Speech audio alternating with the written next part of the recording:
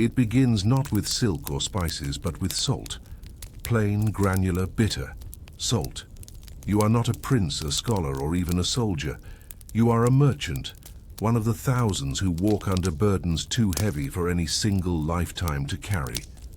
The year is 762 AD. The Tang dynasty holds much of the east, and the Abbasid Caliphate rules in the west. Between them, the veins of the Silk Road stretch out like threads of burden and promise. You carry salt from the shores of Lop Nur, heading westward toward Kashgar, where traders will come for wool, copper, and whispers of gold. But before any deals are struck, you must survive the crossing. You begin your journey at the edge of the Taklamakan Desert, translated rather ominously as the place where one goes in and never comes out. Your caravan is modest. 4 camels, 2 pack donkeys, and 6 men, including yourself. The salt you carry is not glamorous, but it is essential in cities where salted fish sustains the poor, and in mountain passes where livestock is bartered. For dried meat, your load is as valuable as silk, if not more so. But it's heavy. Far heavier than silk, and with none of the beauty. Salt cakes everything. Your robes, your hands, the inside of your nostrils. It scratches your throat when the wind kicks up and sticks to your skin, like the memory of something bitter. You cannot drink enough water to escape it. You've already lost 1 camel to exhaustion before reaching the first staging post. You don't sleep well at the caravanserais, those roadside inns designed for merchants and their animals. They're crowded, filthy, and loud. You try to rest. Your eyes, but your mind plays tricks. Every footstep in the night sounds like a thief. Every cough might be the start of something worse. The straw mats you sleep on are never dry. Some smell faintly of urine, others of rot. In the morning your joints ache more than your muscles, but you move. Each morning starts before dawn. You tie the salt blocks tighter. You run your hands over the ropes and knots, because a single misstep, 1 slipping block, 1 unbalanced load, and your entire fortune could shatter like ceramic. Salt is hard, brittle, and unforgiving. By the 3rd week, the air changes. The wind becomes more aggressive.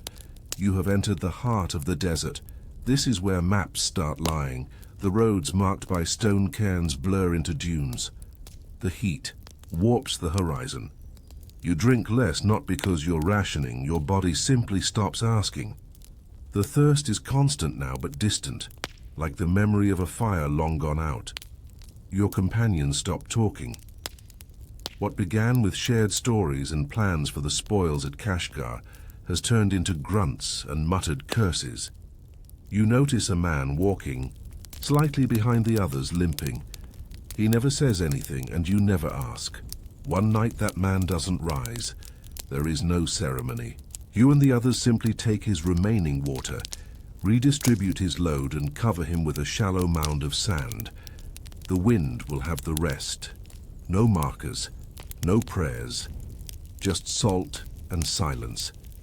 And yet, this is not unusual. Merchant mortality. On the Silk Road was a known cost, almost a tax. You measure risk like weight, in the creak of leather straps, in the trembling knees of your animals, in the way men stop looking at each other after a few hundred li of travel. On the 15th day you encounter a military checkpoint. Chinese soldiers in padded armor look bored, but they demand inspection. You show your documents stamped in Dunhuang, authorized by a middle-ranking official whose name you had to memorize. It was one of 10 permits you paid for. Most will never be checked, but failing to have the right one means seizure or worse. They poke at your salt.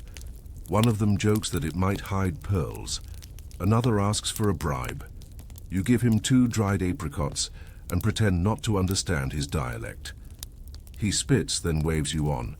You feel lucky. You are not lucky, because ahead lies the Yumen Pass, and behind that, the steep climb toward the mountain road to Kashgar, and between here and there, just distance. Dry, impersonal, unrelenting distance. You don't know it yet, But one of your camels is already infected with hoof rot. Another has gone nearly blind. You will not make it to Kashgar with your full load. But for now, you trudge, each step a bargain. Each evening a fading negotiation with exhaustion, and always the salt. In your throat, in your eyes, in your dreams. You wonder, not for the first time, why this was ever called a road. It's not a road. It's a long, dry silence with no promise of return, and so you press forward westward, always westward. But what really happened at Yumen Pass, when the road finally began to climb? You reach Yumen Pass just as the wind changes direction. It carries with it something worse than dust, silence. Not the peaceful kind, but the kind that presses in. The kind that makes you aware of your heartbeat, your breath, and the sound of the salt shifting in your bundles. Yumen, Jade Gate. A beautiful name for a cruel threshold. Long ago it was said to gleam with green stone, the path where tribute caravans passed from China into the unknown West. But now it is just a walled checkpoint in a dying outpost, barely manned, crumbling at the edges.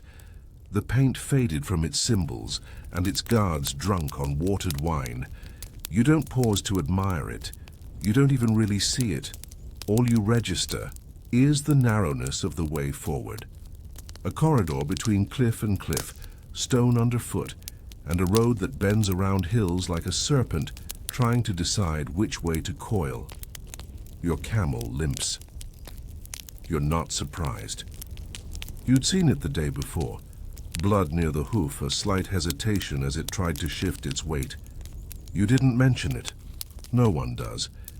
You simply watch it closely, wondering if it'll survive the climb. But you also know it won't. So you make decisions. You redistribute weight. You whisper apologies to the animal. You leave behind 2 blocks of salt beside the path. They're valuable, but not more than movement. You hope someone honest will find them. More likely it'll be a bird or a storm or no one at all. The path narrows. The dust gives way to stone. Your boots scuff rock until they blister through the leather. At night you can't feel your toes. You press hot coals near them for blood flow, but it's only partial. One of your companions coughs blood into his sleeve and keeps walking. No one stops. You reach a cave. It is not on any map, but it has soot on its ceiling and a few shallow scratches on the wall that resemble old Turkic inscriptions. You camp there. It smells like old goats and recent rain, though there's no water. You think about the man who first named this trail. Maybe he thought the gods carved it. Maybe he thought it was a gift. But more likely, he just followed animal, tracks and the stars until the weather forced him to stop. In the morning, your lips crack open before your eyes do. The desert wind has sliced at your mouth in your sleep. You cannot speak. You chew dried mulberry to create moisture and get enough voice to shout a command. The sick camel doesn't rise. You gather your tools, cut away its pack, and push. It groans. A sound you'll remember. You try again, but it lies still. You feel. The others watching, not helping, just waiting to see what decision you'll make. You nod.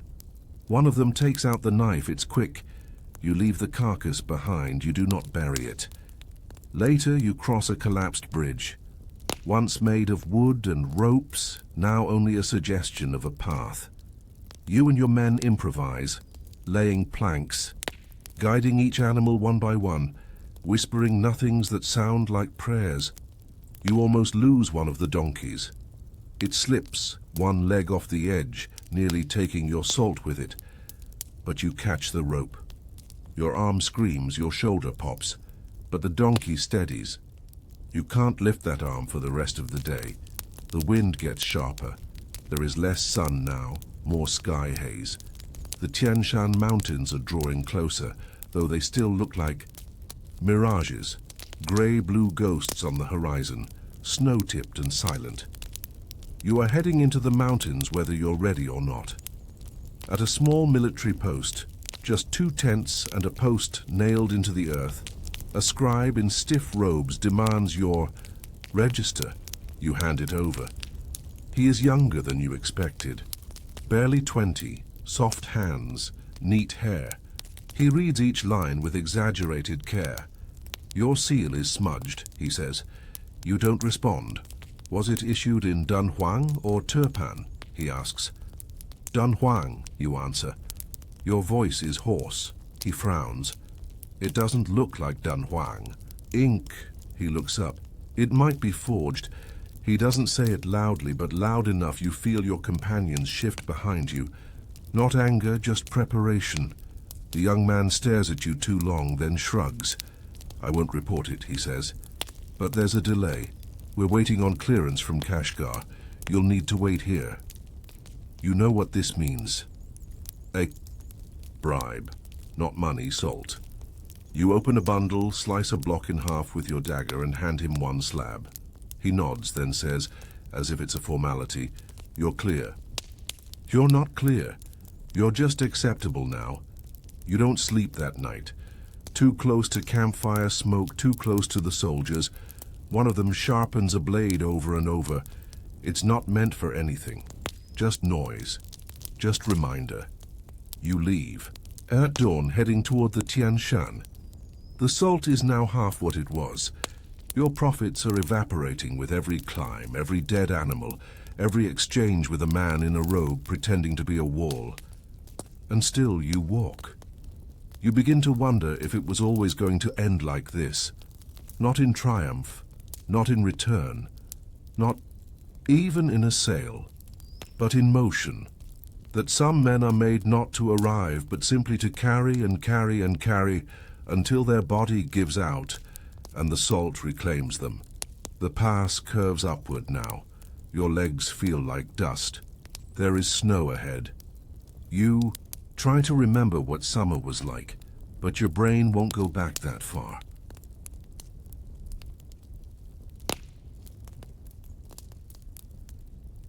And then it happens. The ground shakes, not a quake. Hooves, horsemen. You barely have time to shout. But who were these riders, and would they see you as a guest, a target, or simply in their way? The sound of hooves on stone doesn't echo, it absorbs. It cuts through thought. It stops conversation mid-sentence. You don't know who they are yet, bandits, border guards, traders, or worse, but you know that anyone who rides fast in this terrain doesn't come to make introductions. Your caravan halts without needing a command. The animals stiffen. You step to the front with hands open, palms forward. The universal signal for peace, for helplessness, for trade. There are 5 of them. They wear pieced-together armor, bits of lamella, leather, dyed cloth and wool. Their faces are covered by cloth veils, their eyes narrowed from sun and suspicion. One rides a step pony with a notched ear. His bow is already strung. You don't speak first, they do. Their dialect is hard to place, not Persian, not Chinese. Something Turkic, maybe, or a desert tongue worn down by wind and too many generations between script and mouth. One of them dismounts, walks to your camel and pulls a salt block free. He licks it, spits. He turns to you and smiles, not kindness. Just a recognition. Salt, trade, value. You offer more, carefully, slowly. He nods. You are not being robbed. Not yet. Instead, you're being measured. Weighed, not in metal or grain, but in whether you are worth the trouble. You hand over 2 blocks, gesture toward the horizon, and say one word they all understand. Kashgar. The leader shrugs. They take the salt and ride off without another glance. No thanks. No threat. Just wind behind them. You exhale. You did not die today. But you don't celebrate. You simply start walking again, quietly. You walk until your bones ache and your legs forget what softness felt like. The mountain path narrows. Your donkey slips and bleats, and one of your companions curses aloud, startling a bird from a ledge. You keep moving. No one speaks of the riders. Superstition is strong out here. To speak of a safe passage is to invite the opposite. 2 days later, the snow begins. At first it's fine. Dust, flake, melt. But by midday, it thickens. The ground turns pale and slippery. The salt picks up moisture from the air. It begins to crust. That's dangerous. Wet salt means ruined product. If it hardens unevenly or absorbs too much water, it won't break properly for trade. It'll clump, spoil, lose its value. You try wrapping the blocks tighter, using oilcloth and thick cotton wraps, but you're running out of material. So you start choosing which bundles to protect and which ones to abandon. You leave one wrapped beside a ridge with a small carved stone next to it. A symbol. Maybe someone will think it's sacred and leave it. More likely, someone will take it. You don't care anymore. You need to keep moving. And then a ridge. From it you see Kashgar in the distance, or at least what might be Kashgar. A smudge on the horizon, a shimmer of clay rooftops, banners, a hint of smoke. You've made it. Almost. You descend the slope, slowly. Your knee cracks on the right side with every step. You carry your staff, like a crutch. Every 5th step you pause, not to rest but to will your body not to sit. You reach the outskirts by nightfall. The guards at the east gate of Kashgar eye your group, but let you in. They've seen worse. Inside the city, light is low. Oil lamps burn in shaded alcoves. The smells of pepper, sweat, and urine mingle. You find a merchant contact, someone your cousin dealt with once. He doesn't recognize your name, but the salt speaks louder. You drop what you've saved onto his table. He inspects it, grimaces. It's wet. You say nothing. He pinches it, taps it. I can give you 2/3 what we agreed. You don't argue, you take it, because now all you want is sleep. A bath, maybe.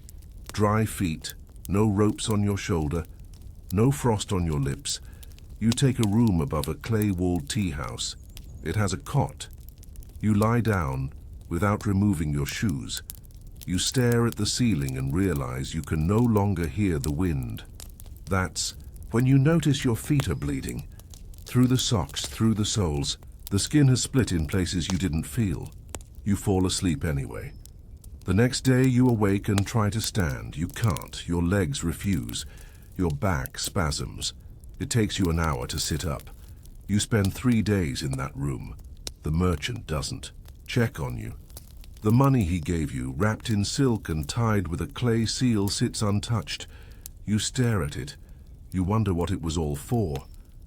The salt is gone. The desert is behind you. The path has claimed another piece of your life you will never get back. You begin to wonder, how many merchants made it home? How many after journeys like this ever saw their families again? How many went out once, just once, and were never spoken of again? Salt feeds empires, but it eats men. You lie down again, eyes toward the ceiling, and wonder, would you survive the journey back? You never really choose to cross the Taklamakan. You do it because someone else did it before you and didn't die quickly. You do it because the alternative routes are longer, costlier, and even more uncertain. You do it because you think you're prepared.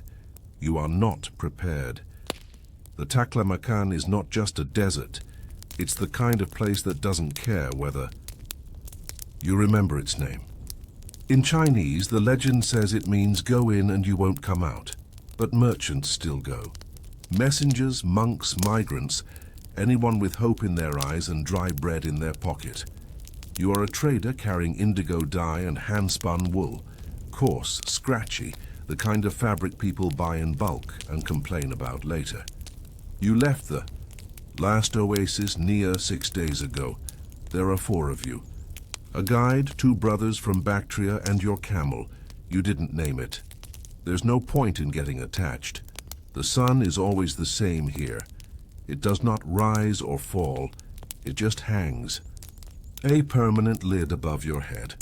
And the sand, oh, the sand shifts beneath you like water pretending to be land. You tie your head in cloth, but it gets everywhere. In your mouth, in your stitching, between your toes.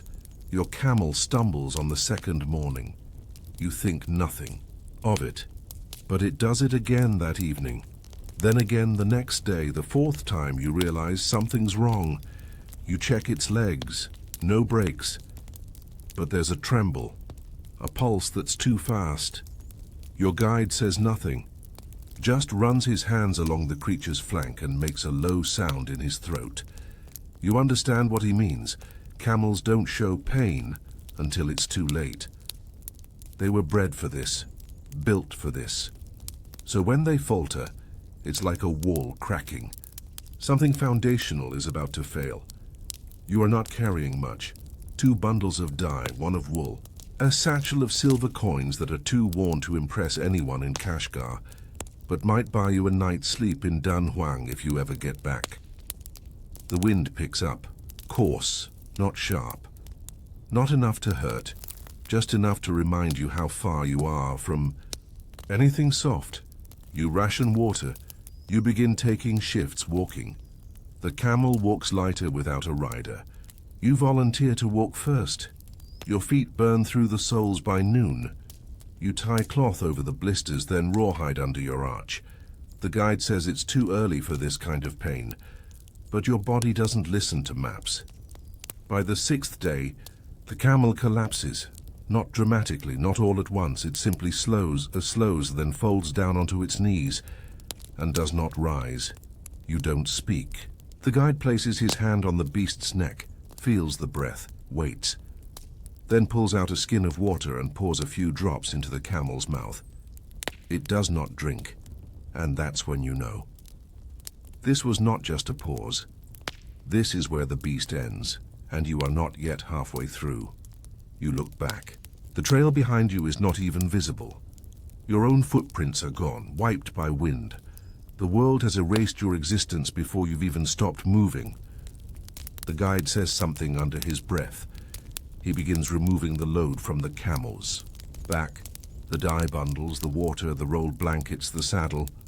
He stops only once to lift the camel's head gently, as though he wants to give it dignity. And then he lets it drop. You carry what you can, you bury what you cannot. Not in sand, there's no time for that. You just cover the items with loose cloth, a stone or two, and hope. Hope that no animal finds it. Hope that the sun doesn't destroy it. Hope that it will be there if you live long enough to return. You walk slower now. The 2 Bactrian brothers complain in short bursts. One limps. The other has sores on his neck from the saddle straps. The guide no longer responds, he just walks.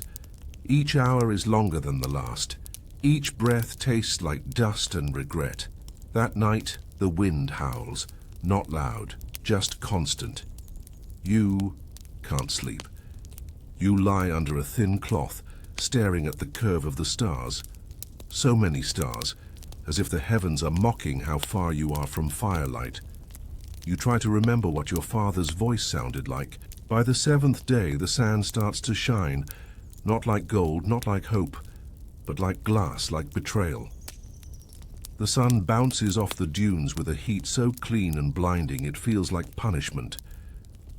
Your guide mutters that this part of the desert, this region of the dunes, is called the Mirror Sands. Traders whisper about men who saw mirages here so convincing. They sat down to drink and never got up again. You see shapes in the distance, a tree maybe, a domed roof, a line of blue. You do not run toward it. You've learned. Instead, you lower your head, keep walking, and wait for the lie to fade. The Bactrian brothers are not as disciplined. The younger one, limping since morning, starts muttering in his native tongue. Prayers, you think, or curses. He veers off the path, not far, just a dozen paces. but far enough to make you nervous. He stares at the horizon like it owes him something, like it made him a promise and then took it back. The guide shouts. The brother doesn't move. The guide shouts again, louder, still nothing. Then the older brother grabs his sibling by the shoulder and yanks him down into the sand. Not gently, not kindly. He just pulls hard enough to knock the breath from him. "You lie down here," he says in broken Sogdian. "You don't get up." No one speaks after that. Even the desert goes quiet for a while. You ration your last skin of water over 3. Man, it tastes like leather and copper. You use a wet cloth to moisten your mouth instead of swallowing. It doesn't help much, but it gives the illusion of control. By evening you see the oasis, not a mirage this time, real. The guide confirms it by the angle of the sun, the stars already sharpening above you, and the curve of the dune that marks the edge of the water basin. It's called Dandanuilik, you've heard the name. An old abandoned city, part of the ancient kingdom of Khotan, once filled with monks and merchants, now little more than broken temples and brackish water. But it's water, you crawl to it, not run. Not walk, crawl, because your feet have stopped cooperating. The bones are blistered. The skin on your heels is cracked so deeply it bleeds even when you're still. You unroll a wool wrap and pad your soles with it. You tie the cloth using camel, harness scraps. You wonder if this is what survival means. Not cleverness, not strength, but string and spit and the will to keep improvising with things that were never meant to save you. You reach the water. Dip your hands, it's warm, sour, but real, you drink. Not deeply, just enough. Then you sit beside the ruins of what once was a temple. You see the reliefs, weather-worn figures of men with wide eyes, holding scrolls, pointing toward the west. The script is unfamiliar, a mix of Brahmi and Tocharian. You trace it with your finger. Someone else carved these words 100 lifetimes ago, maybe with the same sand in their teeth. You try to sleep, the wind doesn't let you. It howls through the broken stone walls like a voice too old to remember what it was trying to say. You see another caravan pass in the night, or maybe you dream. It 5 silhouettes, no fire. Just the sound of feet and hooves, headed west. No one speaks. They don't look at you. They just move past. You want to call out, but your throat refuses. By morning, your guide has already packed. The brothers are slower. One vomits bile, the other is quiet. You continue anyway because rest is never full. And the desert is not finished with you. The dunes rise again, this time sharper. Their edges cut into the sky like blade tips. You climb, one and stop at the top. Below, wreckage, not yours, someone else's, a broken cart, scattered cloth, a shattered pot. The bones of what was once a donkey or mule, now bleached white. No bodies, you don't ask. Your guide doesn't comment. You go around it. You find a scrap of canvas, still usable. You tie it into a makeshift sling for your shoulder, now swollen, and sore from carrying the wool. Every step now is a decision. Every choice, left or right, this ridge or that basin, might cost you hours, water, or worse. You begin to forget things, what day it is, whether you ate that morning, whether the men beside you were always this quiet or if they're simply no longer speaking. Your world becomes narrowed, dust, breath, pain, and then, finally, another shape, not a mirage. You see a pole in the sand, marked with red cloth, a signal, signpost. It means you are 3 days from the next outpost, not a city, just a trading post, but with people, fire, tea, maybe, salt, rope, language, and rest. But you know now not all of you will make it there. You look at the younger brother. His feet are bleeding through his sandals. He hasn't looked up in hours. You look at the guide. His lips are cracked, his breathing shallow. You wonder which of you will be the one to fall first, and who will carry what's left. But who built this post in the first place, and what happened to the ones who followed it all the way west? The pole with the red cloth flaps faintly in the wind. It doesn't look like much, just a scrap tied around a beam half buried in sand. But to a desert traveler, it means something bigger than a city wall. Direction. You sit at its base and take stock. 3 days. That's what the guide says. His voice is barely a whisper now, sunburnt lips barely moving. 3 days to reach the post near Miran, the one where dried meat, reed huts, and the rumor of a Buddhist scribe mark the edge of remembered life. You only have enough water for one. You all know it. No one says it. The younger Bactrian brother doesn't wake on the second morning. His face is waxy, eyes sunken. His skin is salt-crusted and pale, lips parted as if mid-prayer. His older brother doesn't cry. He simply sits beside him for a moment, brushes sand from his cheek, and removes the worn pouch of cumin seeds from the boy's sash. He carries the pouch in silence. No burial, no words. The desert would not have kept the body anyway. You press forward lighter and heavier all at once. Each day becomes its own kind of forgetting.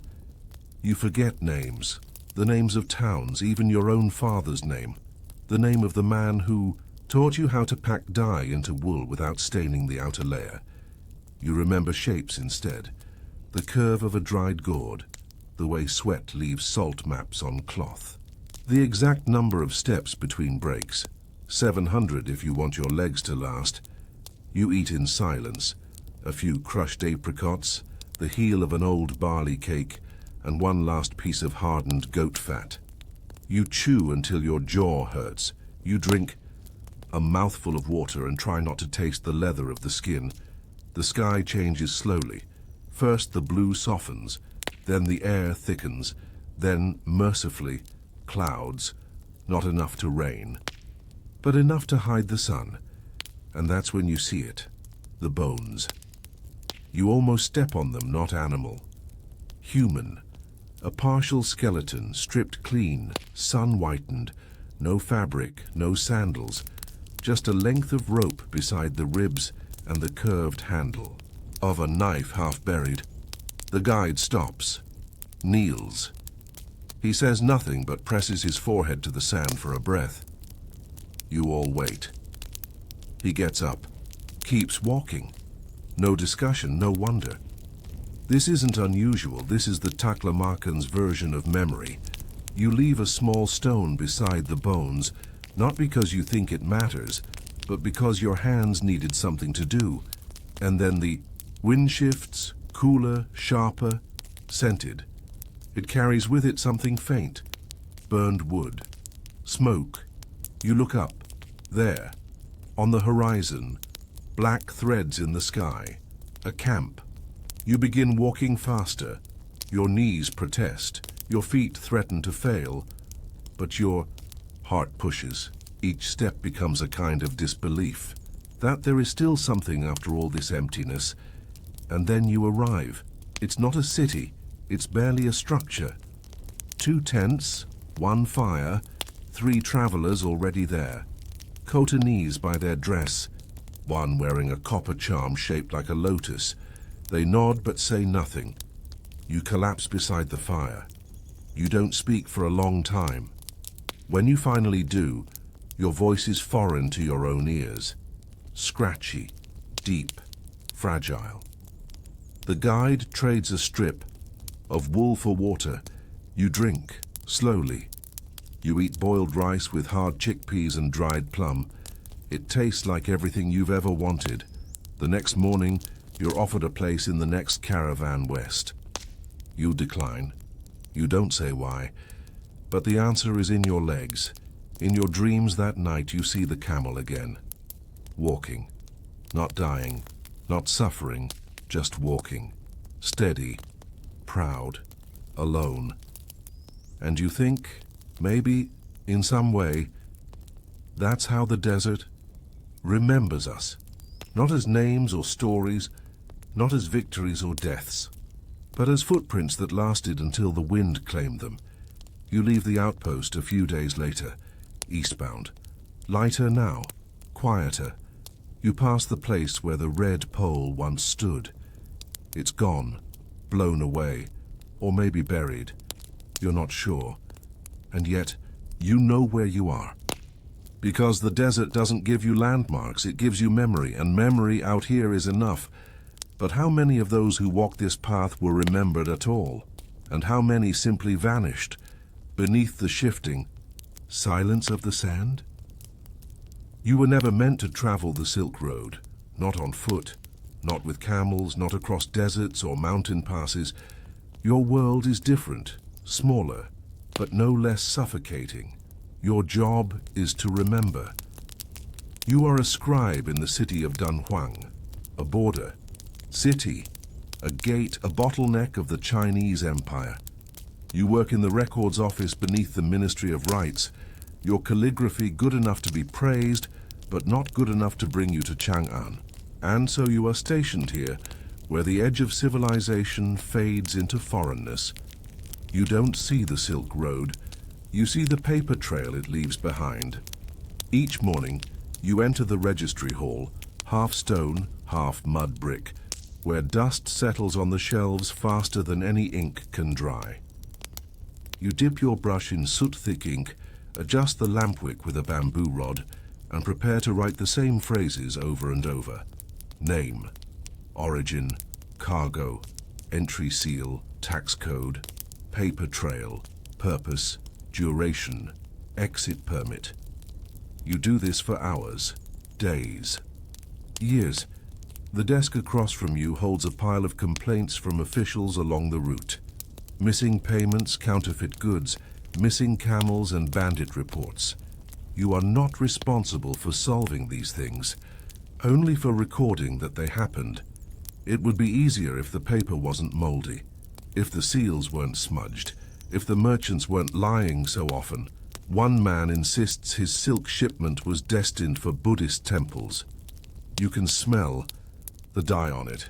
It's laced with cochineal red, banned for religious use. Another claims his entry document was signed in Yumen, but the signature bleeds wrong. It's been forged with a fishing reed, not an official brush. You reject both. They scream, plead, offer coin. You do not look up, because the wall behind your desk has ears, literally. A small slot in the upper corner, shaped like a knot in the wood, is where a minor supervisor listens. You're not supposed to know, but you do. Everyone does. You say only what must be said. You write what is allowed. You never ask questions. Once, long ago, you did. You questioned a caravan manifest with mismatched cargo weights. It claimed 40 bolts of raw silk, but listed no weavers, no dyers, no handlers. You flagged it. The next day, your supervisor took you aside. He spoke softly. You are not a guard, he said. You are not a judge. You are a pen. You said nothing else. And from that day on, you became what they needed. Quiet, precise, forgettable. But you haven't forgotten. Your world is built on forgetting. And you do not belong in it. You hear things. Voices outside the gate. Whispers between guards. Rumors in the tea house near the West Watchtower. That the Tang frontier is cracking. That the Tibetans are pushing from the south. That the Uyghurs want to control the passes. You know that every piece of cargo you approve might be a bribe, a weapon, or a message. But you write anyway. Because to stop writing is to vanish. The Silk Road isn't a path to you. It's a wall of scrolls. It's the mountain of paper that buries men before they're dead. And you're just another one of them. One afternoon, a scroll is placed on your desk with no sender name. It's a request from the Bureau of Horses. A list of tack and harnesses sent from Chang'an to a garrison near Khotan. It's standard, except for one thing, a coded symbol in the margin, a stylized brushstroke. You've seen it once before on a document that vanished days before the disappearance of a junior officer. You hesitate. You know what it means. This is not just a delivery. This is a movement of men. Something is being prepared quietly. You consider reporting it, but to whom? Your supervisor. He would burn it before reading. The prefect?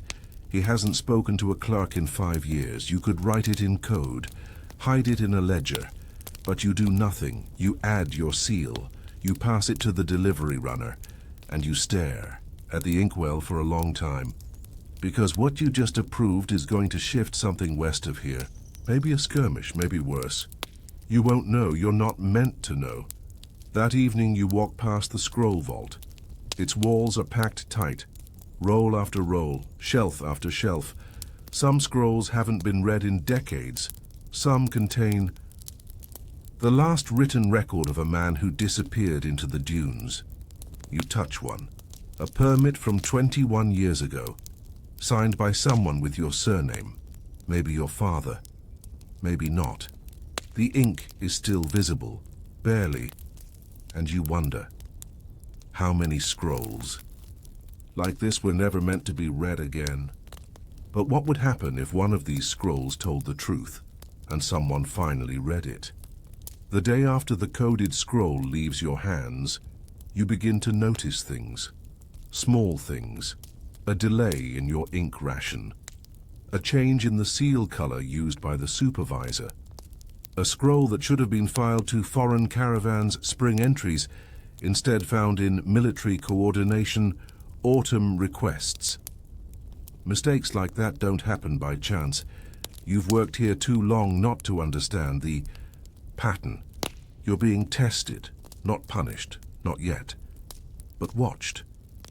Someone wants to see if you'll move differently, speak less, speak more. It's how the bureaucracy reminds its scribes of their true position, not above, not beneath, but between. You make no changes. You copy names. You transcribe inventories. You document caravan illnesses, lice outbreaks, and livestock counts. You stamp with your usual hand, careful not to press too hard or too light. You're the same man you were yesterday, except you're not. That night you stay late. Most scribes are gone. The oil lamps crackle in the main hall. Their smoke threads through the rafters like old breath. You wait until you hear the final door latch, 2 guards dragging spears, and you slip into the records annex. This room is forbidden. Not locked, just unspoken. Everyone knows you don't go in unless summoned. Inside are the scrolls marked for indefinite hold, sensitive trade permits, censored edicts, diplomatic correspondences from emissaries long since recalled or assassinated. You light a small taper. You find it the scroll from yesterday. It shouldn't be here. It should be in transit. Carried to Miran on camelback, passed between outposts, but here it is. Returned, filed, unread. You unroll it slowly. The mark is gone. The encoded symbol in the margin, gone. A new line added. An extra seal. You blink, confused. Then you see it. Someone has copied your handwriting. Not poorly, but not perfectly either. The leftward drag on the character for oxen is slightly crooked. You never leave it like that. This is not the original scroll. Someone rewrote it. Someone intercepted it. And someone wanted you to know. You roll it back up, replace it, snuff the taper.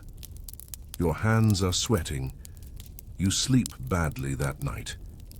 Your dreams are of ink, spilling, spreading, turning to blood. When you wake, your brush fingers are cramped shut, as if still gripping something in sleep. You continue your work. One morning, a new assistant is assigned to your table. Young, eager, silent. Too silent. His robes are clean. His scroll weights are polished. He watches more than he writes. You test him, you miswrite a character. Deliberately you wait, he doesn't correct it. You do it again, more obvious. The assistant pauses, leans over, and with a smile that doesn't reach his eyes says, "We must strive for precision, mustn't we?" The next day he's reassigned. Without explanation. Your supervisor doesn't mention it. But he looks at you longer than usual. That evening you go to the scroll vault again. You search the archives. You're not even sure what you're looking for. Proof maybe that others have tried to trace these signs before. You find fragments, broken seals, duplicated permits, scrolls with two handwriting styles, a pattern. You realize the Silk Road is not just a trade route, it is a paper route. Every camel caravan is shadowed by a caravan of scrolls, permits, reports, authorizations, denials, lies. Truth wrapped in ribbon and shelved until no one remembers what it ever meant. You return to your chamber, light a lamp and write your own scroll. You do not title it. You do not seal it. You simply begin, "This is what I saw." You describe the original scroll, the mark, the forgery, the assistant, the changes in the seal color. You write plainly, no accusations, just details. You copy it 3 times. You hide one in a clay pot beneath your bedding mat, another behind the lintel stone above your door. The third you place on your own desk, unsealed. By morning, it is gone. No one speaks of it, but your ink ration returns to normal. The sealed color changes back. A new shipment of brush tips appears, unasked for. How subtle message. We saw, we understood. Now forget. You get the message. You go back to transcribing weights, names, toll fees, goat illnesses. You forget. At least, that's what you pretend. But one day, far from Dunhuang, long after you are gone, someone will find a clay pot. Inside a scroll, and maybe, just maybe, it will be read. But what would that reader think when they discover how much history was edited before it ever left the desk?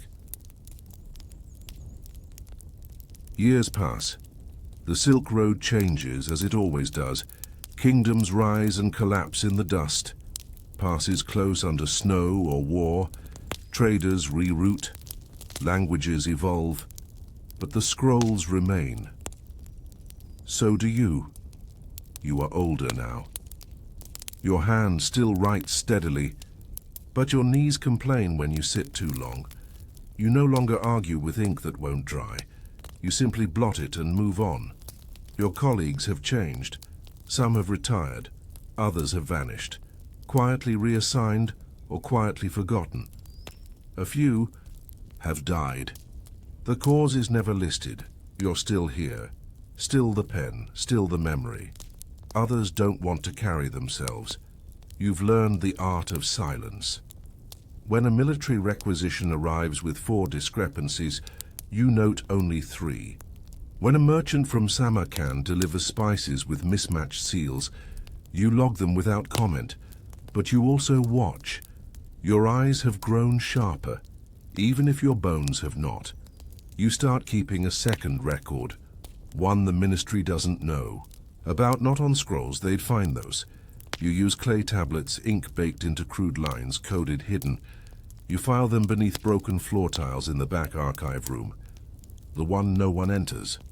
The one with the leaking roof. Each entry is dated, each observation short. No conclusions, just detail. A caravan that arrived without passing Yumen, a courier's horse with foreign tack, a batch of ink jars delivered in sealed crates labeled for rice. You write them down, and then one day something strange happens.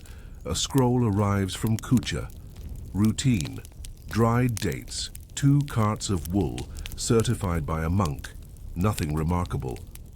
But the ink, there's a shimmer, not just black but deep grey blue, as if mixed with crushed minerals. You've seen it once before. Years ago, used only for diplomatic missives from Chang'an to the Western Protectorate. You open it. Inside, a standard list of items, neat handwriting, 2 seals, both correct, but your eye catches a stroke. On the detail, word cinnamon. The 3rd brush stroke loops in the old style, used only by scribes trained in the capital before the rebellion. That style was purged, except for one man, your old assistant, the one with the 2 clean robes. The one who vanished after one day. He's alive, somewhere, and this scroll is for you. You unroll it fully. There, in the margin, written so faintly it could be missed entirely. A single symbol. A circle with a dot in the center. It's not official. It's a message. You check the registry, the caravan is real, the monk is not. His name doesn't appear on any temple rolls. The cinnamon never arrives. You go to the annex that night, you dig out one of your clay tablets, you scratch a final entry. Circle in the margin, ink of mineral base, false monk, scribe lives, cinnamon vanished. You do not sleep. For 3 days. You expect a summons. It never comes. Instead, your supervisor sends a bottle of plum wine. No note, no reason, just wine. You pour it down the drain. You know now what the Silk Road truly is. It is not a road, it is a stage, and everyone on it. Merchant. Scribe, monk, guard is playing a part. Some speak their lines, some carry props, and others, like you, write the script no one else sees. Your legacy won't be a monument. It won't be a law or a battle or a temple inscription. It will be the hidden record, the tablets beneath, the flaw, the truth disguised as bureaucracy. And maybe, centuries from now, a digger with dust on their hands will lift one of your tablets from the soil, squint at the marks and ask, who wrote this? Why did they hide it? And what else did they know? But how many other truths were buried beneath stamps and ink? And what stories were lost in the filing dust of empires? You thought it would be a refuge.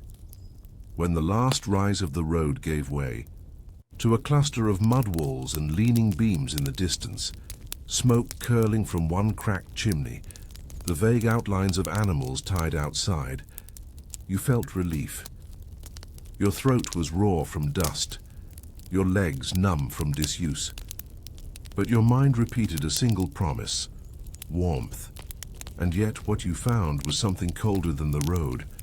A caravanserai on the Silk Road could mean safety, shelter from sandstorms, robbers, wolves, even silence. But not all of them were made. Thaquil, this one, cracked, wet, low to the earth, looked less like a resting place and more like a trap. You arrived at night. No moon. Only firelight leaking out through holes in the shutters. No one greeted you. Your donkey snorted in protest. You pulled gently on the reins and entered anyway.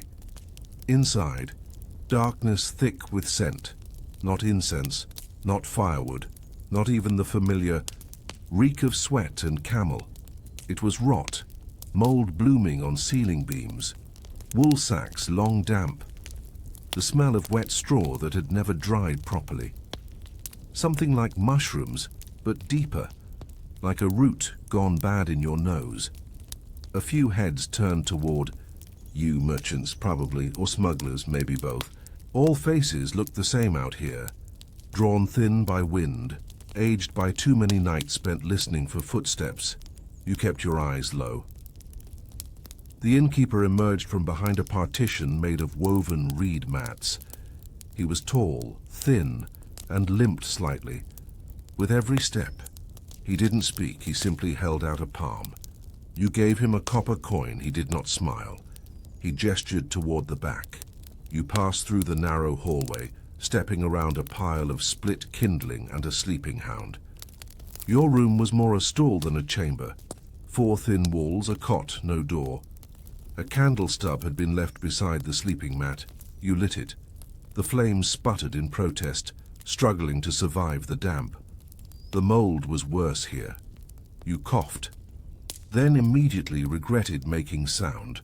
Somewhere beyond the walls, a man was snoring unevenly. Another coughed, wet and close. You sat on the cot and felt the straw inside shift unnaturally. You stood again. You would not be sleeping. Not yet. You wandered back to the courtyard, where a low fire had been built from scrub branches and dried dung. A few men sat around it, speaking softly in a dialect you couldn't place. You nodded. They ignored you. You sat anyway. One of them eventually looked up. "West?" he asked, meaning, "Are you traveling westward?" You nodded. He said nothing else. Then, as if that exhausted all he had to give, he stood and left. You warmed your hands by the fire and stared at the walls of the courtyard, pockmarked, peeling. One beam had cracked clean through but was still, being used to support the roof. The inn was collapsing slowly, like a man giving up over decades. A door creaked behind you. A boy emerged, carrying a wooden bowl. He approached you, placed the bowl by your feet, and stepped back. Inside, a porridge. Of some kind, rice maybe, thinned with goat milk. It smelled slightly sour, but not dangerous. You ate it slowly. It was the best thing you'd had in 3 days. The boy stayed. "Storm coming," he said after a long silence. You looked up. He gestured behind him. "From the north. 2 days." You nodded. He left. Later you returned to your cot. The candle had died. You lay down fully clothed, boots still on, hand on the strap of your bag. Sleep came only in bursts. You dreamed of footsteps, and for once they weren't imaginary. You awoke to a sound, slow, deliberate. Someone outside your stall. Not walking, pausing, moving, pausing again. You held your breath, they passed, you waited. Stillness. Then from somewhere deeper in the caravanserai, muffled voices, raised slightly. Then nothing. You closed your eyes. You didn't sleep. The next morning, 3 travelers were gone. No one spoke of it. Their bedrolls remained. You asked the boy.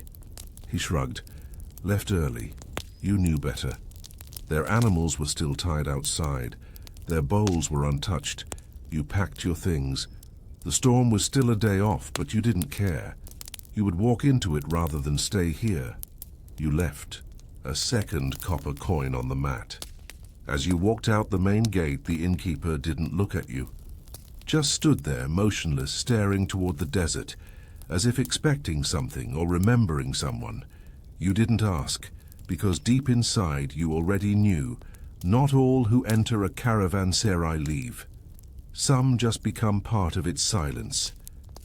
But what? Kind of secrets lived in those walls, and how many had been sealed inside forever. You don't walk far that morning. The sky is still pale, not yet bright, and the sun sits heavy behind a veil of dust clouds. You feel it before you see it. Pressure. Not weather exactly, but weight in the air, like the desert is warning you that something has already shifted. You glance back. The caravanserai is still visible, a square of ruin against the flat beige of the plain. The smoke no longer rises.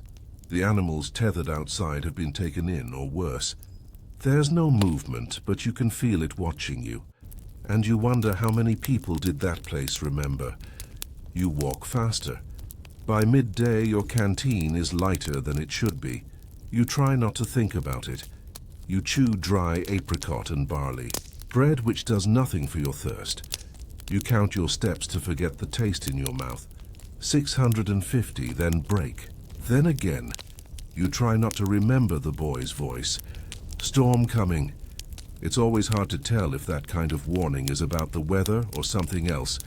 At night, you camp near a rock outcropping, small and sharp like broken teeth. You nestle behind it for shelter and try not to watch the horizon. You light no fire, you sleep in shifts. Part of you still hears footsteps, slow and dragging. No one comes. The next morning, the sky turns copper. The sun disappears behind a wall of wind and sand. The storm is here. You wrap your face in cloth and keep walking. The wind cuts. It doesn't howl. It groans. It's not loud. It's close, in your ears, in your eyes. Your world narrows to 6 feet in every direction. And that's when you see it, a figure ahead, standing still, arms at their side. You pause, squint. It doesn't move. Another gust. You step forward. It's not a man. It's a post, a carved wooden marker, a directional guide. for caravan. You walk to it. Around it, behind it, in the wind shadow of the post, someone has carved words, faint, scratched in haste. Do not return to the inn. You stare at it, and your breath goes shallow. You didn't plan to return. You still don't. But now you wonder, what happened there? What does return mean? Return today, return ever. You move on. By evening, the wind dies. You reach a dry riverbed and follow it, trusting that it must lead somewhere. Some oasis, some settlement, some ruin. The stars begin to appear, faint and wide-spaced. You build a tiny fire and huddle near it, eyes darting to the edges of the dark. You dream of rooms with no doors. The next town, Tashkurgan, is 3 days away. You know this from the maps. What you don't know is what happened to the 3 travelers who vanished. The ones who left their bowls, their bedrolls, their boots. You wonder if anyone in Tashkurgan will know. You arrive on the 3rd day, feet blistered, skin tight with sun. You find a room in a clean inn, well lit, quiet, with a wooden door, and an old man who brings warm lentils and speaks in riddles. You ask him cautiously if he's heard of the caravanserai beyond the ridge. He frowns, then laughs. The wet one, with the green mold? You nod. He shakes his head. Still standing. Yes. He squints. His voice softens. Did you see the red door? You freeze. No. He nods slowly. Then it didn't want you. You. Don't ask what he means. You don't sleep well. That night, as you lie on your cot, you remember something. The reed mat near the entrance to your stall. When you stepped over it, your foot slipped slightly, as if the wood beneath was warped. And now in memory, you hear a sound you didn't notice before. A breath from beneath. You sit up in bed. The innkeeper's voice echoes in your memory. Unspoken, unsmiling, watching. The fire that didn't crackle. The soup that never boiled. The boy who warned you. You realize now, you weren't a guest. You were bait. And you were lucky the inn didn't need to feed that night. But what waited behind that? Red door, and how many travelers never realized it opened only one way? A week passes. You've moved west, deeper into the mountain passes, sleeping in smaller, quieter outposts. The smell of mold still lingers in your dreams, like a thread sewn into your lungs. The deeper you travel, the less people speak of that place. But when they do, their voices drop, not in fear, in refusal. One merchant, old and wide-eyed, drops a sack of cardamom when you mention it. He bends to collect it, but never answers your question. Another, a tea runner from the valleys, offers a single word. Unsettled. You're not sure if he's describing the building or the land. In a larger town, nestled in a river gorge, you find something you didn't expect. A traveler's board. A weather-worn, faded record of names and destinations, scrawled in a mixture of Tang script and merchant shorthand. You scan the entries, and there it is. 3 names, written together. Faded. Last seen. Staying one night before wind rises. The ink is old, washed in part by weather. No one has updated the line, no one has scratched it out or followed it up with, arrived in Khotan. Met again in the border pass. Nothing, just silence. You copy the names into your notebook. Why? You're not sure, not yet, but you remember their faces, or rather the shape of the absence they left. 3 rolled mats, 3 untouched bowls, 3 breaths the building stopped needing. You keep walking. In the next caravanserai, cleaner, newer, you meet a man who recognizes one of the names. He points at your notebook and nods. Yes, he sold belts. Good ones, from goat hide. When did you last see him? The man pauses. Spring, maybe summer. Where? Before the storm. He said he was stopping near the wet inn, and then he adds something you hadn't heard before. Red door. He mentioned a red door. Your spine tightens. You ask, did he say what it meant? No, only said it wasn't there when he first arrived. But in the morning it was. Bright red bottom corner of the hall. Said it wasn't painted, more like it bled through the wood. You stop writing. Did he open it? The man shrugs. Said, he didn't remember, that was the last I saw him. You feel it then, not fear, but a kind of permission. The knowledge that the world just grew stranger and smaller. That night, your dreams twist. You're back at the inn. The floorboards breathe under your cot. The mold creeps up the walls like ivy made of damp silence. The boy watches you from the doorway, but his eyes are gone. Just sockets, dark and blank. And then you see the red door. It doesn't open. It remembers. You wake in sweat. The sky outside is still dark, your lamp is flickering, and the room smells faintly wet. You check the floor, the walls, the corners. Nothing. You pack and leave before dawn. Weeks later, far from the desert, in a market lined with rugs and ink and dried lemons, you sit beside a scribe who collects old travel stories. You trade with him, an extra jar of blue dye. For a page from his notes, he smiles, offers a parchment fragment written in the old hand. It says only this: some inns are built not to house the weary, but to hold the missing. You ask him where he got it. He doesn't remember, he doesn't care, but you do. You carry it with you. You never return to that place. You never speak of it aloud again. But in the back of your pack, tucked beneath cloth and coins and dried fruit, you keep 3 names. You don't know why, only that someone should remember, because the caravanserai still stands, still leans under the same rotting beams, still watches the horizon for travelers who are tired enough to stop, and someday someone will knock and the red door will answer. But how many doors on the Silk Road were built to open only once? And what did they lock in when they closed behind you? You never meant to carry it. You carried silk, yes, folded in bundles layered with dried lavender and cedar ash to keep out the moths. You carried bolts, dyed in Cotonese red and blue, the colors prized in the north for weddings and funerals. You had your permits, your toll receipts, your good luck charm tied in faded string around your wrist. You carried what you thought was wealth. You didn't know that nestled between the folds of your finest mulberry weave were the beginnings of a quiet end. It started in summer. You left. From Kucha, bound for the west, along the northern arm of the Silk Road, hugging the edge of the Tian Shan Mountains.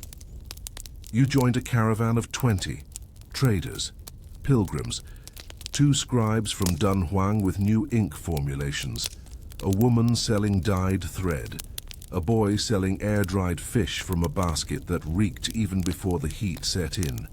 You remember the smell now.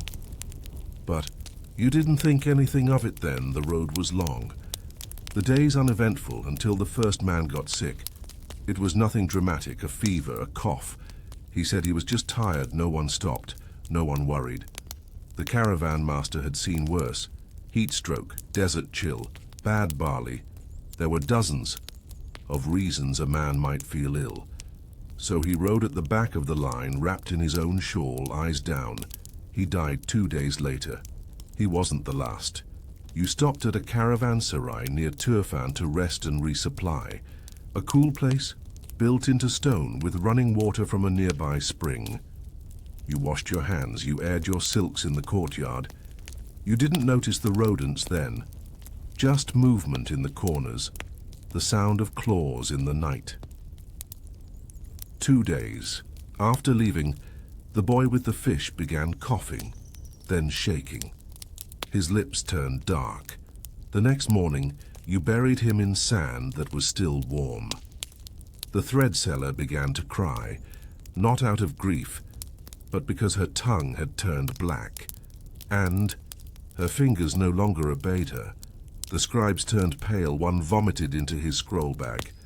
The other lit incense and said the sutras in reverse. By then it was clear. This wasn't bad water, it was plague. It had no name yet. not in your caravan, but it moved like it had purpose.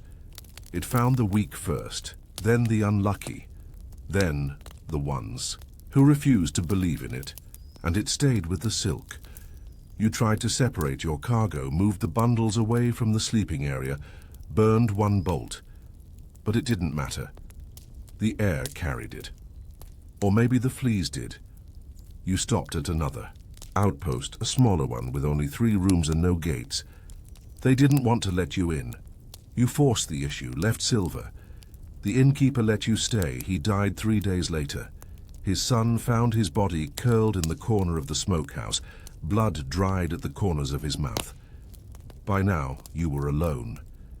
The others fled. One of the scribes rode north toward the hills, claiming he knew of a monastery that healed the sick. The woman with the thread was last seen wandering toward a dried-up riverbed, muttering about wool that whispered in her sleep. Stayed behind, not because you were brave, because you were afraid to leave. Your hands began to shake. Your neck grew tender. You thought it might be the plague. You couldn't be sure. And so you sat beside your bundles of silk, watching the patterns you once praised begin to feel like symbols of something darker. Waves, ribbons, weaves that curled and danced like worms. That's when you opened one of the bundles, the one from Khotan, the one you paid the most for. Inside, folded beneath the top layer, tucked almost carefully, was a torn rag. Not silk, not dyeable, just cloth infested. Tiny black things moved along it. Fleas. You dropped it, you backed away, you didn't speak for a long time. Then, with your last strength, you burned the bundle. You watched the colors twist into smoke. You watched the fire catch the edge of the stable. You didn't stop it, you let it burn. You left that night riding alone. You never sold another bolt. You never touched silk again. You lived. Somehow. Years later, you still carry the scar on your wrist from where the fever blistered your skin. You wear it like a badge, like a warning, because you remember the look in the thread seller's eyes before she disappeared, and you remember the boy's cough. And most of all, you remember the sound silk made when it burned. But how many hands touched that fabric before it reached yours? And how many fell before they ever knew what they were carrying? You reach the town of Maralbashi in late autumn.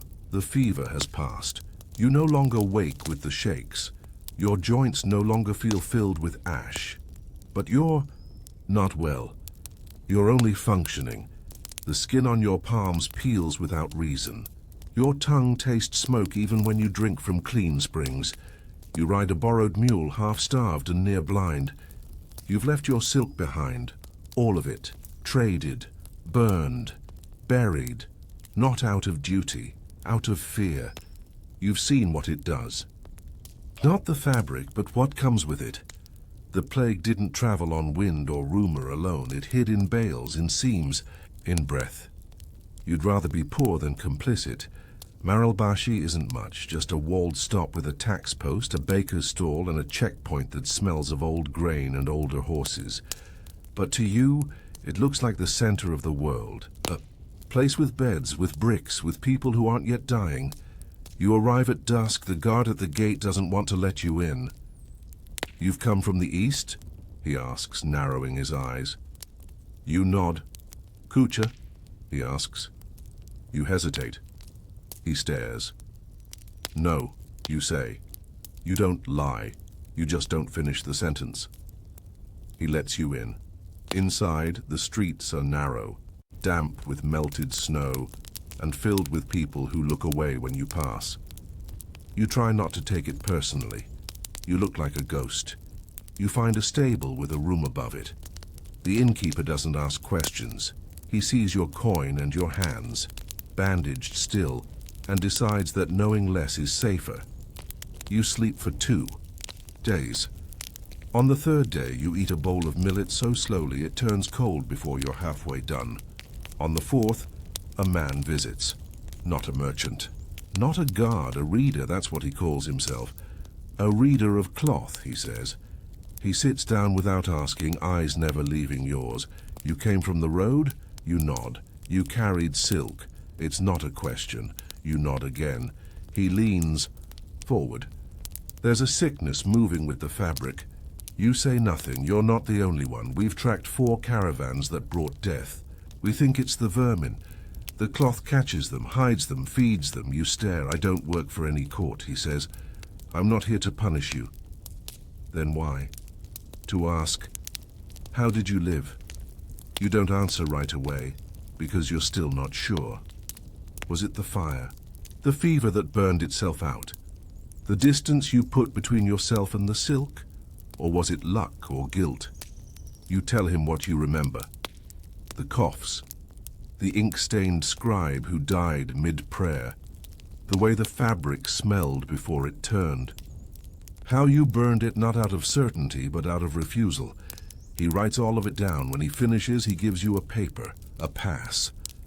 West is closed, he says. Kashgar isn't taking new entries. Cholera now. But north, they'll take you. If you hurry. You thank him. He doesn't smile. He leaves a small pouch of dried berries beside your bowl. That night you hear a man being turned away at the gate. He screams about a caravan, about friends behind him, about a wife who needs bread, about silks. Still warm from the dye house? They don't let him in. The next morning you see smoke on the horizon. Not storm smoke. Not cooking smoke. Controlled smoke. Someone burning fabric. You move on. You ride north. You never look back. But as you pass through each checkpoint, each outpost, each camp and alley and plaza, you notice it now. The bundles of silk.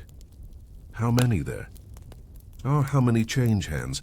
How many go unwashed, unsealed, untouched for weeks, and you wonder, how many people already carry something inside them? And how long before the cloth remembers? But what if history never recorded who brought the plague? Because it wasn't a name, but a bundle of silk that outlived every merchant. You ride. Forth. The days blur. Dust, wind, faded temples with monks who no longer speak to strangers. You cross a narrow bridge made of poplar trunks tied with old ropes. Beneath it, a dry ravine that once carried meltwater now only holds silence. You pass through hills dotted with sheep. Women look up from looms as you pass. Children with cracked lips whisper at your bandaged hands. You say little. You ride. You eat what is offered. Flatbread, dried melon, stale cheese. You say thank you, and you keep riding. You reach Kuka, and you stop. Because here in this town of alleyways and courtyards it happens again. Not the sickness, not yet, but the sound. A cough. Not just one. Many. Close together. You check into an inn near the east wall. You lay your few possessions on the floor. You sleep. When you wake, the innkeeper's daughter is gone. Taken to her aunt's, her mother says. She doesn't look you in the eye. You know the look. You've seen it in mirrors. You step into the market that afternoon, searching for news, for a hint, for a sound that doesn't tighten your chest. And then you see it. Silk hung in the breeze, cotonese, indigo dyed, fine thread, wide weave. Not from a loom in this region. Not local. It matches the bolt you burned months ago. You walk up to the cellar. Where did this come from? She shrugs. Caravan, 2 weeks past, good quality, sealed, certified. You touch it, it's warm from the sun, it smells like spice, yes. But beneath it, barely there, is something else. Memory. You walk away. You don't say a word. That night, you write a letter. To no one in particular, just a record. A list, names, places, days of first symptoms, temperatures, wind direction, dye source. You don't know what you're building. some history no one asked for. But you keep writing. You send the letter north to Turpin with a passing trader. He laughs. No one reads things out there. Then let it rot somewhere, you say. He nods. That I can do. And he rides on. The next day you see a man collapse near the bread cellar. No one touches him. You ride again, this time west. You don't know why. Maybe because you think it's already gone too far. Maybe because you want to see what the end looks like. You reach a village 3 days later, empty completely, no signs of struggle, no burn marks, no blood, just bowls on tables, boiled grain left untouched. You find a silk bundle in one of the huts, folded, clean, but unopened. You sit beside it, you don't touch it, you stare at it for a long time. And in that silence, something settles. It wasn't just the fleas, or the rats, or the travelers. It was the trust. The belief that fabric couldn't kill, that beauty couldn't carry death, that a thing so soft, so prized, so valuable, couldn't be the one thing no one questioned. You leave the bundle there. You ride away. You don't burn it. You don't bury it. Because now you understand it's not the silk, it's what we put in it. Our assumptions, our blindness, our need to profit, to move, to decorate, to gift. And sometimes that's all it takes. A folded mistake, wrapped neatly, passed from hand to hand, until someone opens it too late. Years later, when the histories are written, when empires rise and pretend to understand what passed between their walls, they won't mention you. They won't list your name. But somewhere, maybe in a monastery library or buried in a trader's chest under floorboards, a letter remains. A letter that says, I saw it begin, and it began in cloth. But how many stories of plague were never about sickness at all, but about the silence we wove into every thread, thinking no one would notice? You arrive at the gates of Samarkand just before dusk. Your purse is heavy iron bronze, a few bits of silver hammered into rough circles, some stamped, some not. Your best coin bears a lion in profile, mouth open, eyes empty. It came from a city you can't pronounce, minted by a ruler who's probably been buried for 2 generations. Still, you keep it near the top. It looks valuable. You've walked for weeks to get here, through desert, hills, towns that turned you away, wells that gave you nothing. You've traded shoes for millet, poetry for tea. You've recited border tax codes in 3 dialects just to be left alone. And now Samarkand. The name itself feels like a reward, spoken of like myth across the road. Domes of blue, markets of abundance, bread that needs no salt, coins that jingle like promises. The guards at the gate barely glance at you. They've seen better. They've seen worse. Inside, the city breathes a rhythm that feels older than language. Pigeons scatter above tiled courtyards. Smoke drifts from bread ovens dug deep into the ground. Young boys hawk boiled sweets wrapped in palm fibers. A blind man chants outside a temple, his voice trembling like a cracked bell. You find an inn with an open courtyard, a place where the columns lean slightly, where the air smells of dates and vinegar. You show your coin. The innkeeper smiles, nods, and then hesitates. He touches the coin, weighs it in his hand. Then, with a softness you didn't expect, he says, "This is not money here." You blink. What do you mean? It's not accepted, no values, it's silver. He shrugs, not minted here. You offer a second coin, bronze, stamped with a name, illegible now, worn smooth by sand and sweat. He returns it. We only take Bukharan standard, or tang notes, or weights of saffron if dried correctly. You feel the weight in your pocket. Change. Same heaviness. Now worthless. You sleep anyway. He lets you stay. Pay when you can, he says. You nod. You won't forget. In the market the next day, it happens again. A bolt of wool. You offer coin. The woman shakes her head. Only strings, she says. You don't understand. She lifts a small cord, braided silk with beads at each end. It's a credit marker, issued by a family house, traded like currency, worth what others say it's worth. You wander the rows: nuts, paper, ink, shoes, dried apricot, beet-colored cloth, brass bowls with strange engravings, and everywhere the same answer. Your coin is not welcome. You sit beside a bread seller. He speaks no language you know, but shares a piece of flatbread anyway. You show your coin.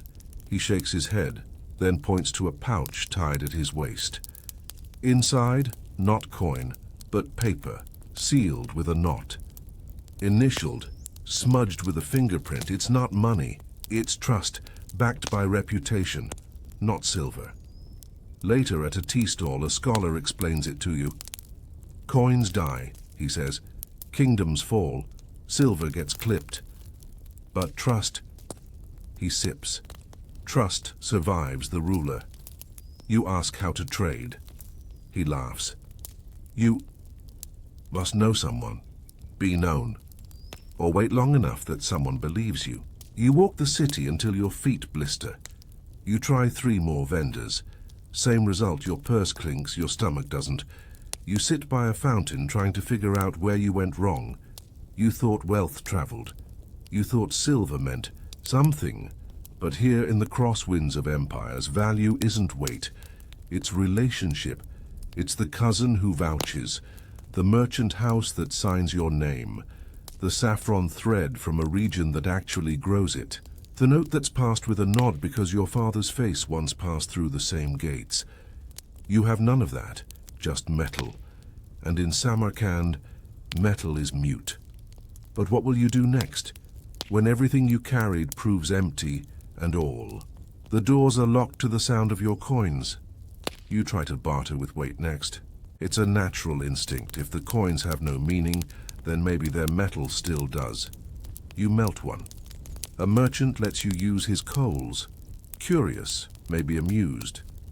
You pour the silver into a small disc, flat and clean, and place it beside a scale.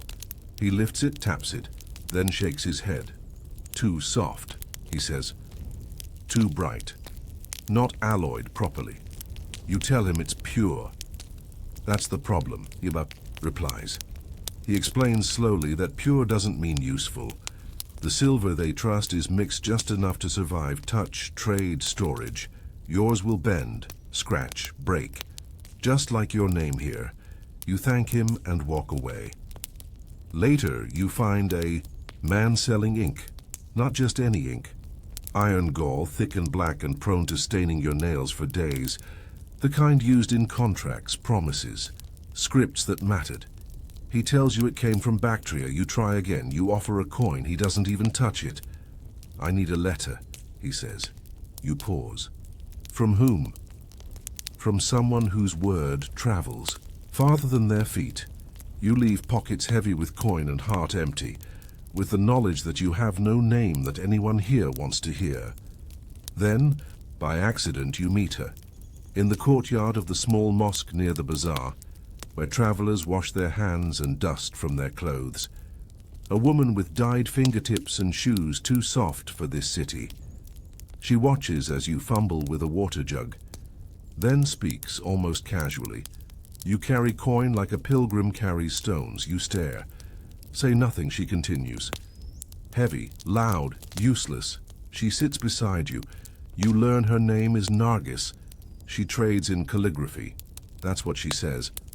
But her fingers speak more than ink. They bear the stiffness of someone who's handled ledgers, not scrolls. She asks where you're from. You answer honestly. She asks who sent you. You say no one. She pauses. Then curiously she offers a solution. I'll give you a note. You blink. What kind of note? An introduction, a line of trust. You hesitate. Why? She shrugs. Maybe I like your honesty. Maybe I owe someone from your village. Maybe I want to see what you'll do with it. She produces a narrow slip of paper, no seal, just ink. She signs her name. Take this to the tea guild on the south wall, she says. Give it to the man with the yellow sash. You do. He takes it, reads it, looks at you, then smiles, and just like that, your coin becomes almost currency. He exchanges it, not directly, but through a trick of reputation. He gives you credit, real credit, in the form of a cord, twisted silk stamped with wax. You're first. You use it to buy a bowl of rice with stewed lamb. You eat slowly. You almost cry. Over the next days, you learn how the city breathes, how money changes without sound, how a letter means more than a king's face stamped in metal, how dried saffron threads, if from the right region, can outprice a soldier's entire purse. You begin writing names down, people who trust you, people who don't, not enemies, not friends. Nodes. You're building your own web now. You carry fewer coins, you carry more paper. One day you receive a cord of your own, a merchant you helped. Nothing major, just carried a bolt of wool from market. To loom. Hands it to you. I told them you're good, he says. You nod. You don't need to say thank you. Here. Value doesn't speak. It waits. It watches. And when it finds someone quiet enough to listen, it grows. But what if all the coins in your pocket meant nothing, unless someone else was willing to say your name out loud? Months pass. You no longer sound like a traveler. Your shoes scuff the road without pause. Your shoulders no longer brace when someone glances at your satchel. You speak less. You nod more. You've learned how to exist inside the quiet tension of Samarkand's markets, how to answer with gesture, how to negotiate with breath. Your purse still holds coins, but now they sit beneath folded paper cords, pressed flower petals sealed, in wax and slips of linen marked with a single brushstroke, each one a promise, each one an unwritten sentence someone else is willing to finish on your behalf. You've become a note in other people's ledgers, not wealth, but continuity. And in Samarkand, continuity is everything. The city doesn't operate on laws. It operates on names, spoken behind closed doors, carried across generations. You find yourself introduced to people you never asked to meet. Someone's cousin, a dying uncle's friend, a woman who traded lapis with your father's teacher's apprentice. None of it makes sense, and yet all of it does. Because you've become legible, someone whose footsteps leave no mess, someone who returns what they borrow, someone whose debts are no longer feared, but counted. And then one day, it happens. You meet a man at a marble-floored tea room, a merchant dressed in faded colors, the kind that whisper instead of speak. He places a ledger in front of you, bound in bark fiber leather, stitched with silver thread. It looks old, looks sacred. He says only this: write your name. You hesitate. He gestures again. So you write it, not with pride, not with flourish, just with clarity. He nods, then closes the book. Now your name circulates, he says. You are no longer asking to be trusted. You are being traded. You walk out quietly. Something feels different. Lighter. You buy bread that night without saying a word. The woman sees your cord, hands you an extra fig. She knows who you are. The next day, someone you've never met offers you shelter during a sudden sandstorm. When you ask why, they smile and say, "You helped my nephew. You didn't, but your name did." That night, as you rest beneath a tiled ceiling painted with stars, you think of the first day, your heavy purse, your lion-headed coin. The silence that followed its drop onto a market table, and you laugh softly, like breath escaping a burden, because now you understand value is not sound.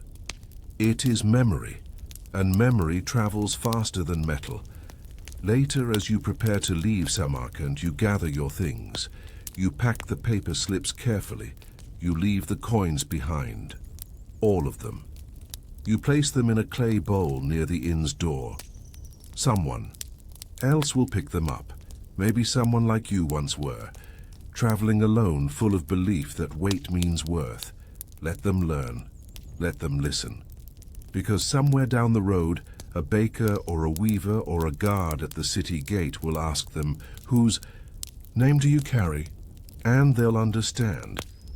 But how many travelers mistook gold for trust and never realized that the real currency was the quiet trail of words others were willing to speak in their name? She lived at the edge of a forgotten road, not on the main Silk Road. No, her home was on one of the veins, a crooked footpath that splintered west of the town of Yangi-Hisar, a place travelers passed only when the snows closed the mountain passes, or when the taxes grew sharp and sudden in cities with better walls. Her name was Mira. She was not a merchant, not a monk, not a name anyone wrote down in a ledger. She was a weaver's daughter, and she wove by memory. In the courtyard of her home, a low structure of packed mud and pomegranate wood, she spun thread from goat hair and silk scraps. Her fingers were stained with indigo that never quite left. She dyed with walnut husks and onion skins, and the powder of dried insects crushed beneath stone. She remembered her mother's patterns. She forgot her mother's voice. She was 15 when the merchant came, dusty, thin, laughing too loudly. He claimed he had once sold to a prince who never paid him, and that his finest bundle of silk had been mistaken for a bridal shroud by accident. He stayed for 3 days. He told her father he would return. He left with 2 bolts of Mira's cloth and a promise. "When I sell these in Samarkand, I'll come back with coin so heavy your goats will kneel to carry it." He rode west. She kept weaving. The winters came early that year. Snow clung to the trees like wax. The river froze in places that had never seen ice before. Mira sat in the back room of the house, a low lamp burning oil, her shuttle moving slower than usual. Not for lack of thread, but for lack of certainty. No word came. The merchant had not returned.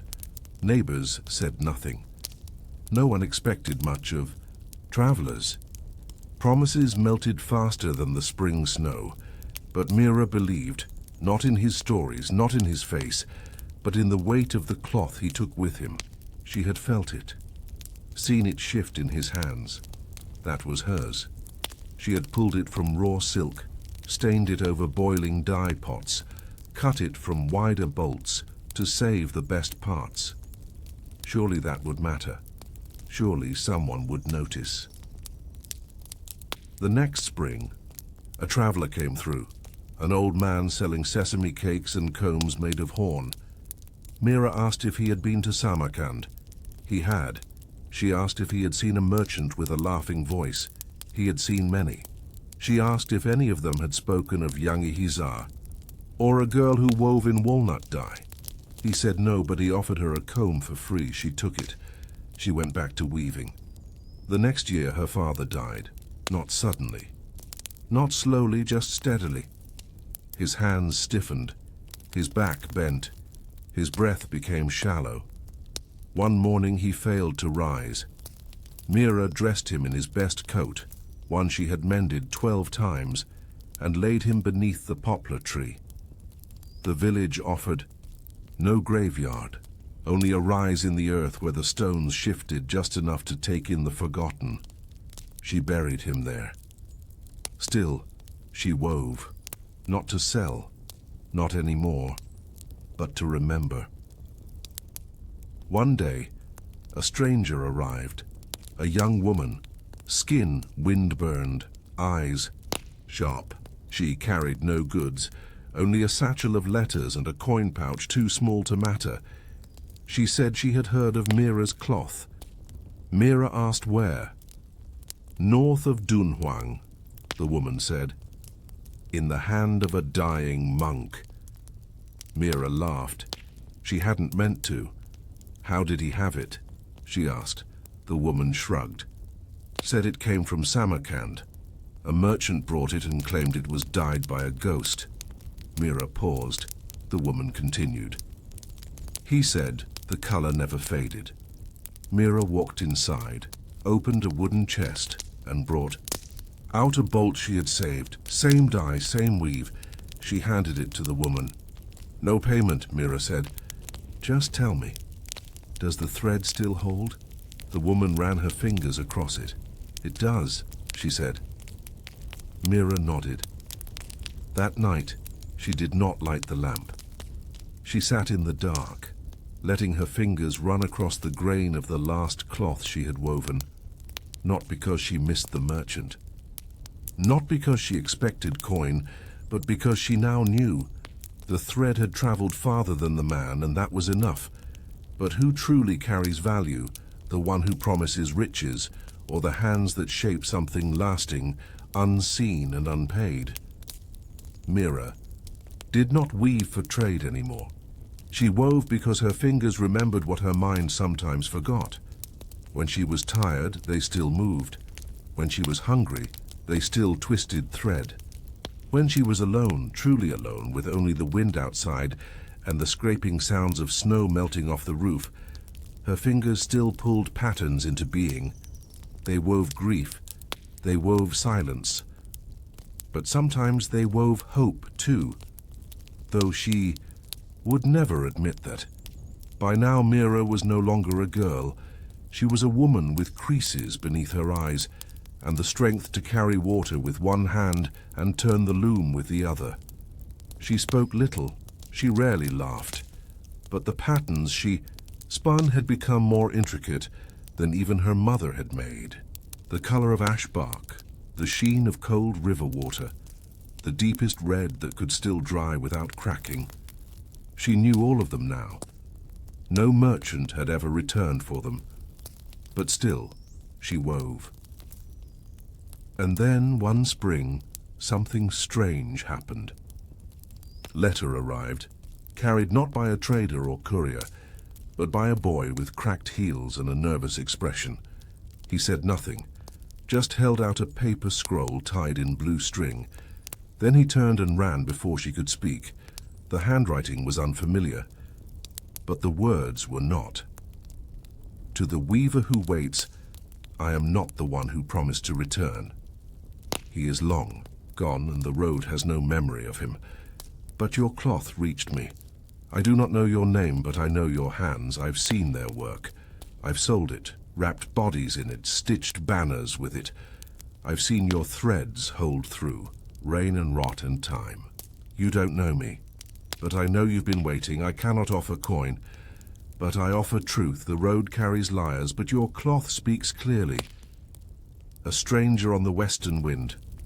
Mira folded the letter and placed it in her chest. She did not weep. She did not smile. She simply stood and swept the floor. Later that year, a traveler came looking for her, this time on purpose. He was old, thin. His face burned into a map of every road the world had ever known. He asked to see her cloth. She showed him. He nodded carefully. Then he said something she did not expect. I came to learn, she frowned. Learn what? How you make something that lasts longer than the men who promised to pay for it. She didn't answer. Instead, she handed him a bundle of threads, a comb, a pot of dye. She watched him fumble and smile. He stayed for weeks, didn't talk much, just watched her work. On the 12th day, he helped her carry water. On the 15th, he boiled onions for dye. On the 21st, he asked to sleep under the loom. She didn't say no. She never asked why he'd come. Maybe he was the stranger from the letter. Maybe not. One morning, he left. No note, no goodbye. But he left behind a scroll, one line in the same hand as before. Your cloth reached Rome. She stared at it for a long time. She'd never seen a map, never understood how far west the West really was. But now she didn't need to. It was enough to know that her hands, her forgotten brown ink-stained hands, had wrapped someone she would never meet. That night, she began a new cloth. The colors were familiar, but she used a different pattern, one that her fingers had never woven before. It was not symmetrical, it was not beautiful, but it was true and it would last because now she understood. Waiting had not been a waste. It had been a kind of weaving all along. But how many women left no mark in history, except in the way their thread held together the world? Years passed, and Mira stayed. She stayed when the wells dried and the rains refused to come. She stayed when travelers spoke of war in the north and taxes in the south. She stayed when her loom cracked in the winter frost, and she stayed when the neighbor's child died of fever, and the old woman who sold dates stopped opening her door. She wove through all of it, and though her back curved more sharply now and her eyesight blurred around the edges, her hands never forgot. She no longer counted on anyone coming. She no longer looked for news from Samarkand. She had stopped asking strangers if they knew a laughing man with a cart full of promises. That part of her life had gone dry, like a thread pulled taut and snapped, but the loom remained, so she wove. Cloth for no one. Patterns for a future she'd never see. Lengths of thread stitched into designs whose meanings only she knew. She stored them in clay jars and sealed them with wax, folded them in linen and buried them in the walls of her home. Some she tied out of the branches of trees, letting them flap in the wind until the sun bleached them into whispers. And then one day someone knocked. She did not answer at first. The knock came again, gentle, not desperate. Measured, not fearful.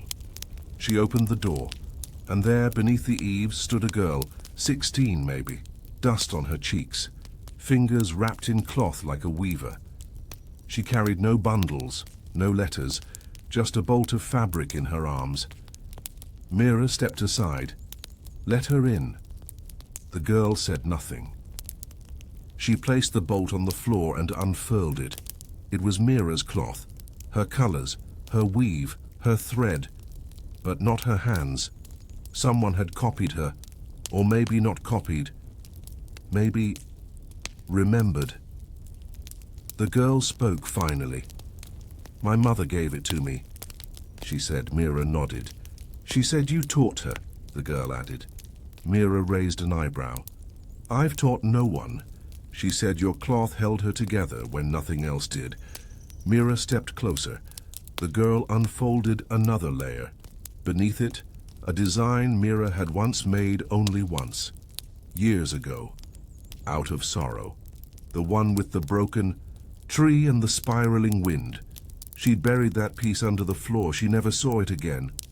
And yet here it was, mirrored, altered, continued.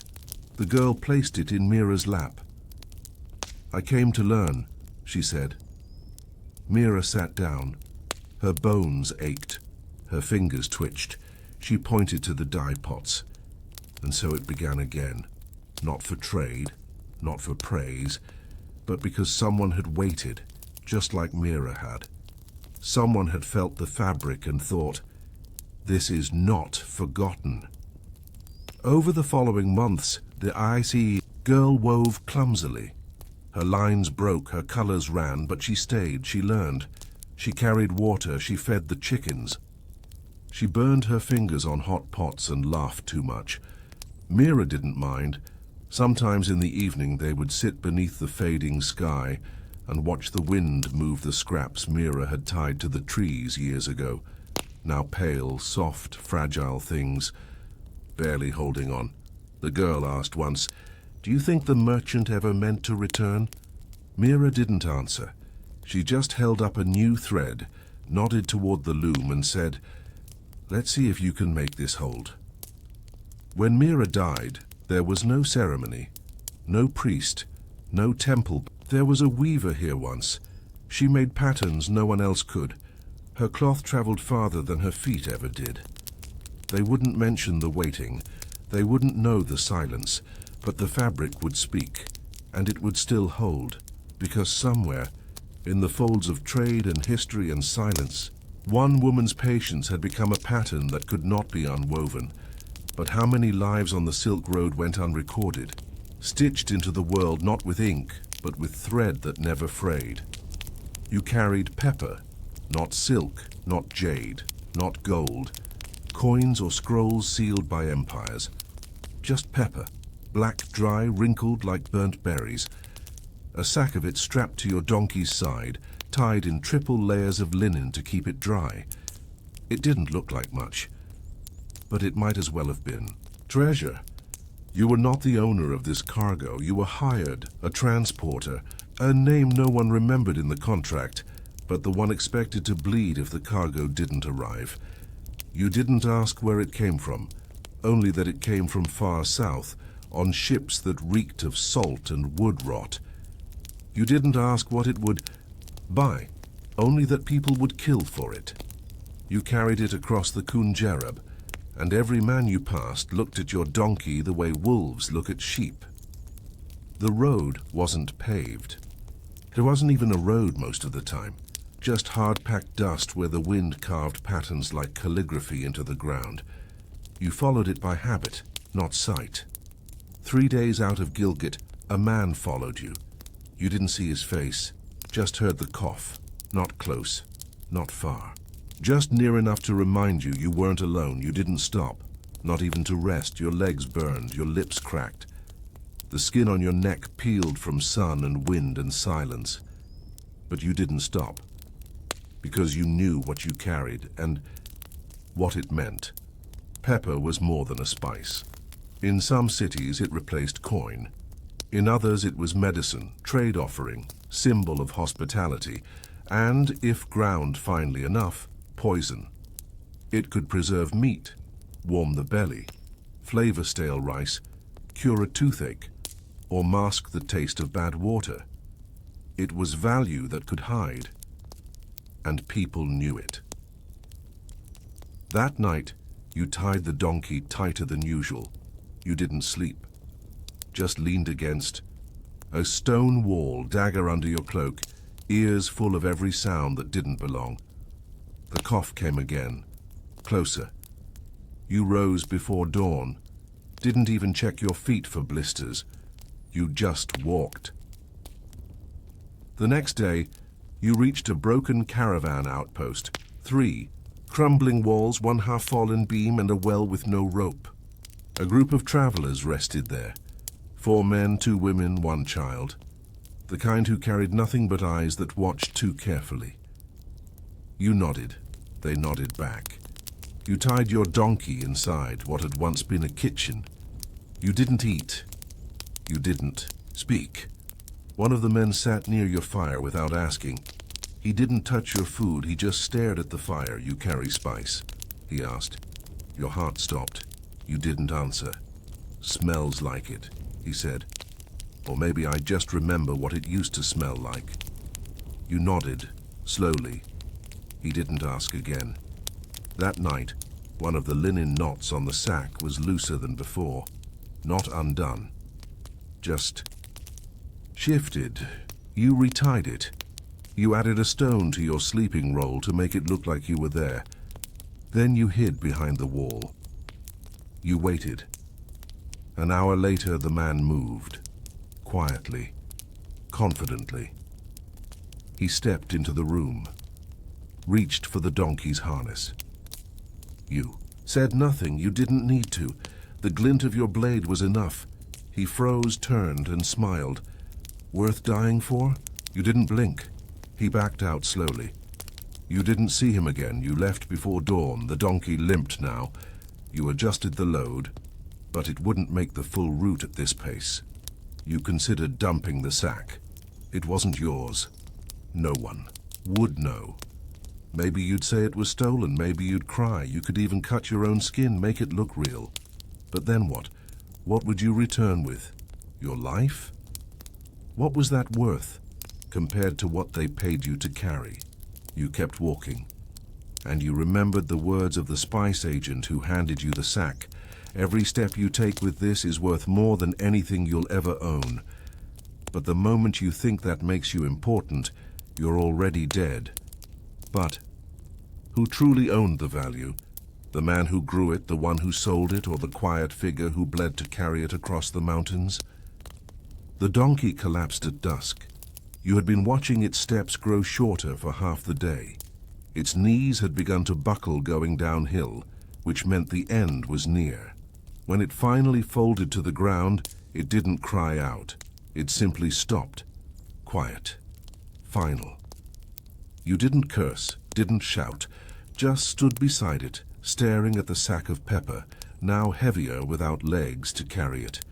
It was too much to haul on your own. You ran your hand over the linen. Still dry. Still intact. You thought about the blisters on your palms, the cuts healing under your bandages, the fever you'd fought 3 nights ago beside a ditch with no name. You thought about what the pepper was worth and who might still be following you. Then, you did something that surprised even yourself. You buried the sack. Not deeply, just enough to cover it, mark it, disguise it from passing eyes. You memorized the stones you used, a jagged crescent, a cluster of 4, a broken goat skull beside, a thorn bush. You told yourself you'd come back or send someone. You even scratched a map into the leather of your satchel. Then you walked, lighter now but not free, because value doesn't disappear when you bury it. It waits, like debt, like memory, like something just behind your shoulder. By noon the next day, your feet were bleeding again. You passed a shepherd who offered a water skin without asking. You didn't ask his name. He didn't ask yours. You reached a ridge just before nightfall and saw the city. A small one, walled, dust-covered. A trade post barely held together by bribes and salt. You limped in. The clerk at the gate barely looked up. He stamped your entry paper with the edge of a ceramic tile. You passed through streets that smelled of oil and burning dung. You found the spice house in a sunken building shaded with faded curtains. A woman waited inside, ink on her fingers, and a bowl of something steaming beside her. You gave her your name. She raised an eyebrow. "You're early." "I'm not finished," you said. She waited. You told her what happened. The cough, the man, the donkey, the burial. She didn't interrupt. When you were done, she nodded once. "You remember where?" You recited the markers, the stones, the skull, the thorn bush. She wrote them down, then she handed you a cloth bundle. Inside, dates, dried apricots, a clean water flask, a thin pouch of coin. "I'll send someone," she said. "You'll take another load in the spring." You looked up, surprised. She tilted her head. "You didn't run. That's worth more than coin." You left. You sat by the wall of the city and ate slowly. The dates were soft. The coin was light. But something heavier pressed on your chest. You could have left the sack and never come back. You could have lied. But something about that linen bundle, so small, so wrinkled, so pungent, had held something more than spice. It had held a chain, a quiet one, unspoken, built not of law but of movement, from soil to sun to ship to your hands. And you had been part of that line, however briefly. You understood now that value wasn't in the spice itself. It wasn't in the weight. It was in what it asked of you, in how many steps you were willing to take, in how many bruises you accepted without answer. You slept that night on stone, with no pillow and no roof. But your dreams were calm, because now you carried something else, not the pepper. Just the knowledge that it had trusted you, and you had carried it far enough. But how many lives were spent carrying someone else's wealth, without ever knowing what it was really worth? Spring returned. With little ceremony, the snow melted into the same rutted trails. The river returned to its slow crawl. and the city's gates creaked open again for the caravans, those long snakes of cargo, cloth, livestock, hope and obligation. You were still there, no longer limping, but you still walked with care, favoring one ankle, always watching your marl. Packed from the corner of your eye, the spice woman found you again. No letter, no guard, just her waiting at the shade stall where dates were sold for gossip. The sack was found, she said. You nodded. You'd assumed as much. She didn't say thank you. She didn't have to. She handed you a new package, same weight, same scent. But this time no donkey. You looked at it and looked at her, she shrugged. No legs but your own this time. You accepted it. You didn't ask the route, didn't ask the price, you just began because that's how it worked. You walked the narrow passes again. The road didn't change, but you had. You knew where to rest, where to hide, where the wind curled behind stone outcrops just enough to keep a fire alive. You knew where men watched from behind trees, and where the earth remembered old blood. You weren't afraid this time, not because it was safer, because now you understood. The cargo you carried wasn't just spice, it was story. It was trust transferred. Through breath, value moved without coin. A chain of people who never met and yet held each other in obligation by the weight of pepper in a sack. At a village near the river, you stopped to share a meal with a widow who traded lentils for news. She asked what you carried. You told her the truth. She laughed. All this for spice? You smiled.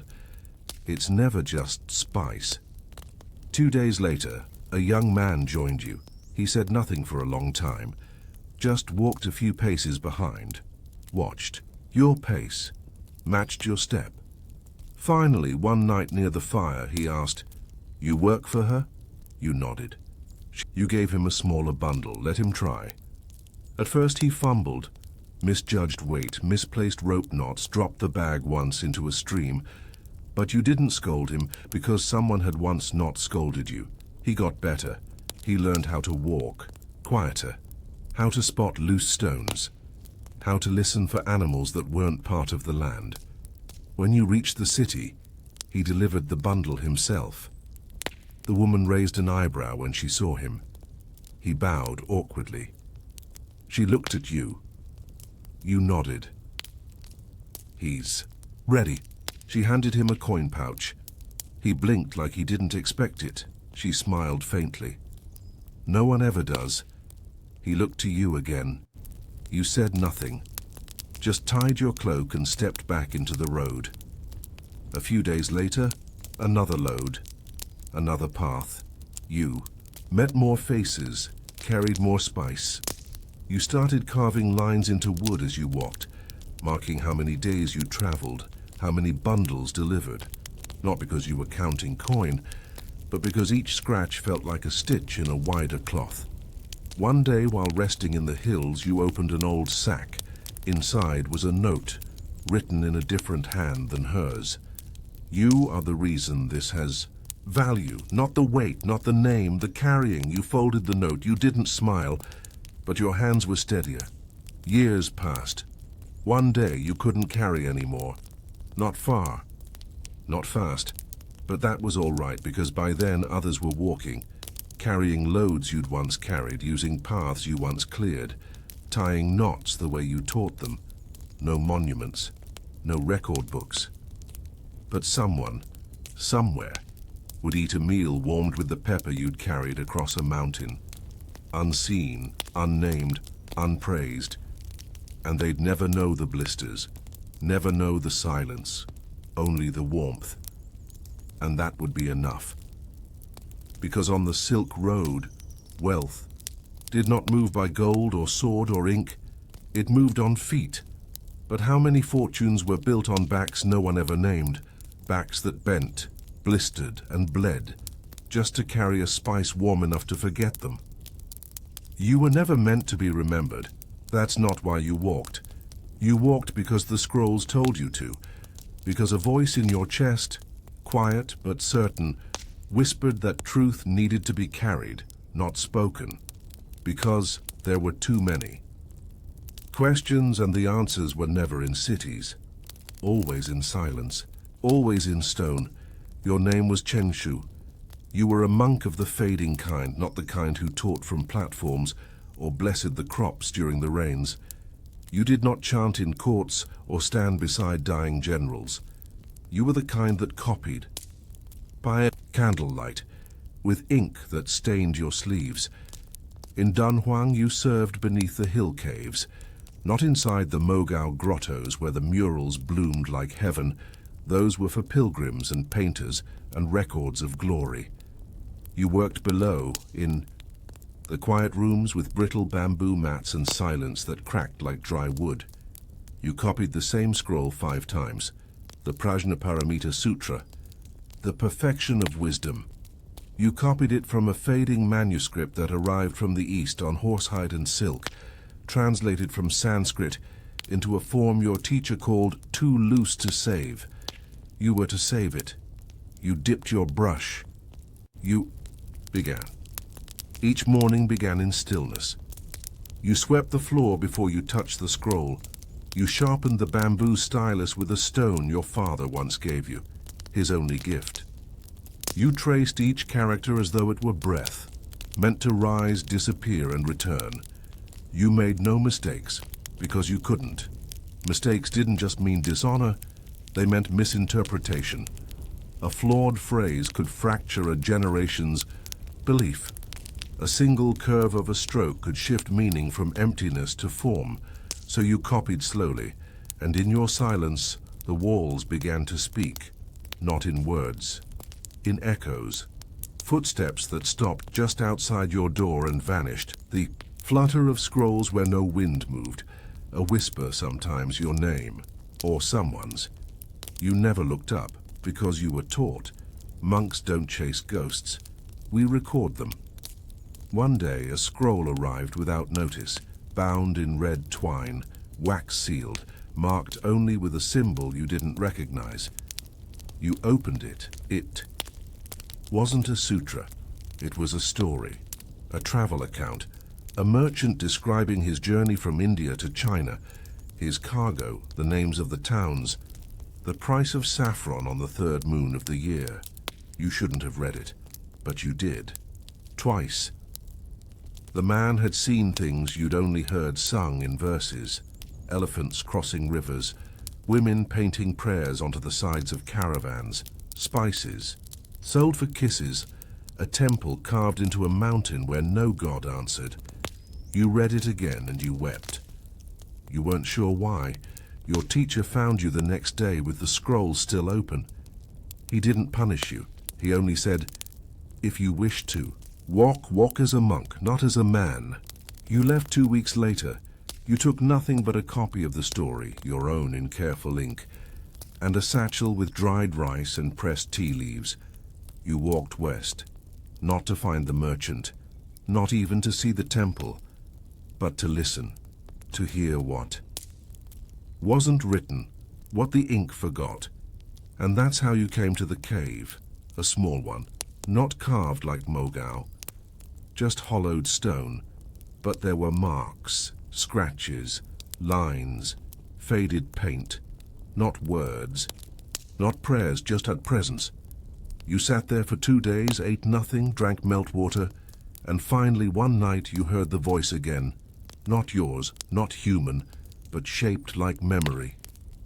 It said only one thing, write me down. You returned to Dunhuang, not to the grottos, to the vault, the place where scrolls went to sleep. You added a new one, your travel record, but it didn't begin with your name. It began with the echo. I was here, and no one saw me. But I carried something. But who keeps history alive? The one who lived it, or the one who copied it by candlelight into the silence of stone? You were not a monk by title anymore. You still shaved your head. You still ate simply. You still awoke with the sun and whispered verses under your breath before speaking to another soul. But on the road you were just a man, dust-covered, quiet, with calloused fingers, and a satchel full of thread-bound pages. You were no longer assigned to the scriptorium. Now you were the scriptorium. Where you walked, ink followed. Not because the world needed another copy of a sutra, but because you were listening for what others forgot to record. You were writing down what should have been preserved and wasn't.